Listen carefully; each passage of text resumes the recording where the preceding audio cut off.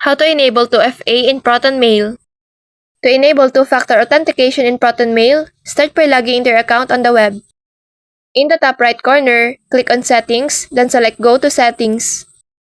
From the menu on the left, choose Security and look for the section called Two-Factor Authentication. Click Enable and ProtonMail will show you a QR code that you'll need to scan with an authenticator app such as Google Authenticator or Authy on your phone. Once you scan the code, the app will start generating one-time codes that change every few seconds. Enter the current code into ProtonMail to confirm and finish setting it up. From now on, whenever you log in, you'll need both your password and the unique code from your Authenticator app. This adds an important extra layer of protection and helps keep your ProtonMail account more secure against unauthorized access. And that's how to enable 2FA in ProtonMail. So that's all for this video. I hope this helps. Thank you.